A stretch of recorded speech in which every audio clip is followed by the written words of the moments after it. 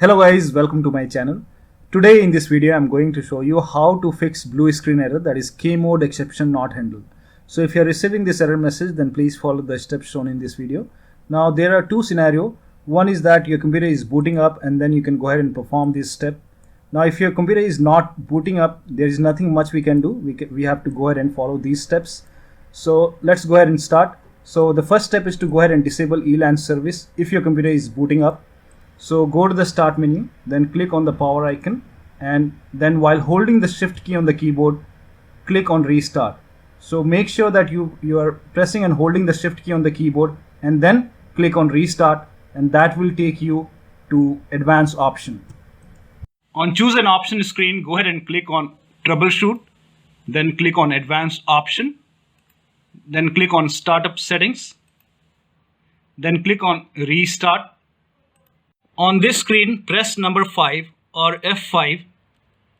It will take you to the safe mode. Now enter your PIN or password to log into the computer. Now once we are in safe mode, go ahead and type in system configuration in Windows search box. And then click on system configuration.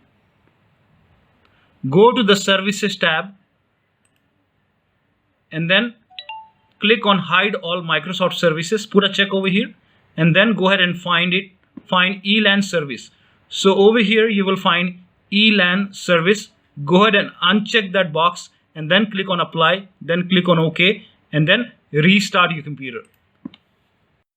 Now the next step is to perform clean boot. To perform clean boot, go ahead and type in system configuration in Windows search box and then click on system configuration.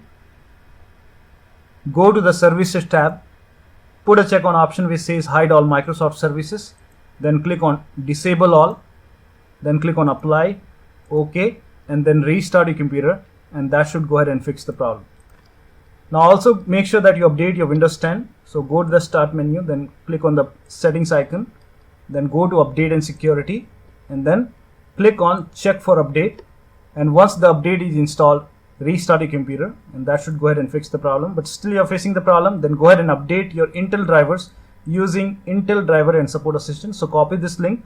The link is provided in the video description. Open this link in a browser and then download Intel driver and support assistant. Click on download, and once the download is complete, it will go ahead and scan your system, and if you see any pending update over here, then click on download all, and it will go ahead and download. And once the download is complete, click on install now, or click on install, and once the installation is done, click on install, and once that is done, restart your computer.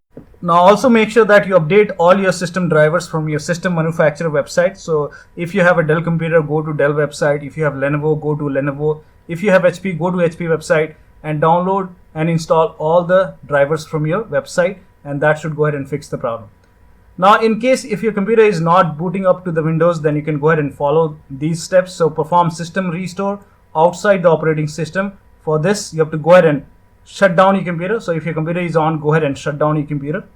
Now if your computer is booting up to the login screen, then you can go ahead and press and hold the shift key on the keyboard, and while holding the shift key on the keyboard, you can click on the power icon, then click on restart on the login screen, and which will take you to the Windows recovery screen.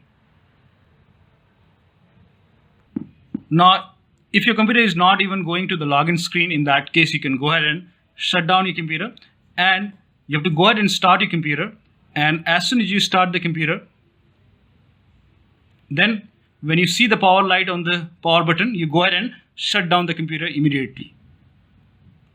Then again start the computer, and then as soon as you see the power light on the power button, go ahead and shut down your computer once again. And for the third time, restart your computer normally, and it will take you to the Windows recovery screen. Now in case if you don't see the recovery screen, you can go ahead and repeat the process, and once you are in recovery screen, you can go ahead and click on see advanced repair option, and then click on troubleshoot, then click on advanced option, then click on system restore, select your username, enter the PIN or password, Now you will see system restore screen, then go ahead and click on next. Now over here you will see restore point. In my case I have only one restore point. In your case you might see multiple restore point. So you have to go ahead and select the date and time on which date you were not receiving this blue screen error. So suppose you started receiving this error today, then you have to go ahead and select the restore point for yesterday or day before yesterday. So make sure that you are selecting the restore point on which date you were not facing the problem. So select the restore point and then click on next. And then click on finish. Now once you click on finish, it will go ahead and perform a system restore and that error should go away.